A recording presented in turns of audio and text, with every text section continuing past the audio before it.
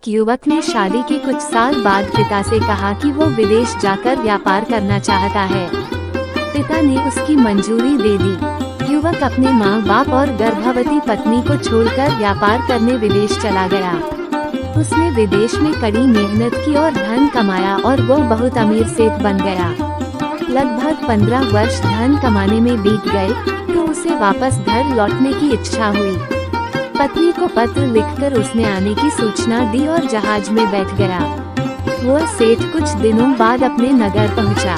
नगर के एक चौराहे पर ही उसने देखा कि एक व्यक्ति एक बोर्ड के साथ खड़ा था। उस बोर्ड पर उसने लिख रखा था बेशकीमती ज्ञान के सूत्र। सेठ ने उस व्यक्ति के पास जाकर पता किया तो उसने बताया कि मैं बेशकीमती ज्ञान के सूत्र बेच रहा हूँ। तो सेठ बोला, ठीक है, एक सूत्र मुझे भी दे दो। वो आदमी बोला, मेरे हर ज्ञान सूत्र की कीमत 100 स्वर्ण मुद्राएं हैं। सेठ को ये सौदा महंगा तो लगा, लेकिन उसने एक ज्ञान सूत्र खरीद लिया। उस व्यक्ति ने सेठ को ज्ञान का सूत्र दिया, कोई भी कार्य करने से पहले 2 मिनट रुककर सोच लेना। सेठ ने वह सूत्र अपनी डायरी में लिख लिया। सेठ को अपने घर पहुंचते पहुंचते रात हो गई। सेठ ने सोचा, इतने सालों बाद लौटा हूँ तो क्यों ना सीधे पत्नी के पास पहुंचकर उसे सरप्राइज दूं। घर के चौकीदारों को इशारों से अंदर कुछ भी कहने से मना कर दिया और सीधे पत्नी के कमरे में गया।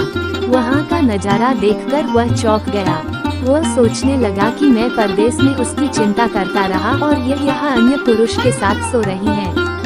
आज मैं इन दोनों को जिंदा नहीं छोड़ूंगा। वह गुस्से से अपनी तलवार निकालकर दोनों पर वार करने ही जा रहा था। इतने में उसे 100 स्वर्ण मुद्राओं के बदले जो ज्ञान सूत्र खरीदा था उसकी याद गई कि कुछ भी कार्य करने से पहले 2 मिनट सोच ले। वह 2 मिनट सोचने के लिए रुका। उसने तलवार वापस पीछे हटाई, लेकिन वो किसी बर्तन से टकरा गई। बर्तन के गिरने की आवाज से पत्नी की नींद खुल गई। आँख खोलते ही उसने अपने सामने अपने पति को देखा तो वो बहुत खुश हो गई और बोली, आपके बिना जीवन सुना सुना था। इंतजार में इतने वर्ष कैसे निकले यह मैं ही जानती हूँ। पत्नी ने इतना बोलकर पास सोए हुए युवक को उठाते हुए बोली, बेटा उठ जा, तेरे पिताजी आए हैं। युवक उठकर जैसे ही पिता को प्रणाम करने झुका तो माथे की पगड़ी सेठ के पैरों में गिर गई। उसके लंबे लंबे बाल बिखर गए। सेठ की पत्नी ने कहा, यह आपकी बेटी है, इसके सम्मान को कोई आंच न आए, इसलिए मैंने इसे बचपन से ही पुत्र के समान पालन पोषण और संस्कार दिए हैं। ये सुनकर सेठ की आंखों से आंसू की धारा बह निकली। उसने पत्नी और बेटी को गले लगा लिया और सोचने लगा, यदि आज मैंने उस ज्ञान सूत्र पर अमल नहीं किया होता तो आवेश में आकर कितना अनर्थ हो जाता।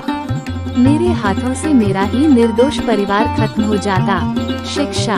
दोस्तों, इस कहानी से यही शिक्षा मिलती है कि जल्दबाजी में आकर कोई निर्णय न लेवे, क्योंकि जब हम आवेश में होते हैं तो हमें अच्छे बुरे का ख्याल नहीं रहता है। इसलिए गुस्सा होने की स्थिति में कोई भी निर्णय न लें। कुछ देर रुके और दिमाग ठंडा होने दें और फिर सोचे कि क्या सही है क्या गलत है। तो दोस्तों, आज की ये स्टोरी कैसी लगी कमेंट बॉक्स में जरूर बताना और हमारे चैनल को सब्सक्राइब करके बेल आइकन को प्रेस कर ले ताकि वीडियो अब तक पहुंच सके।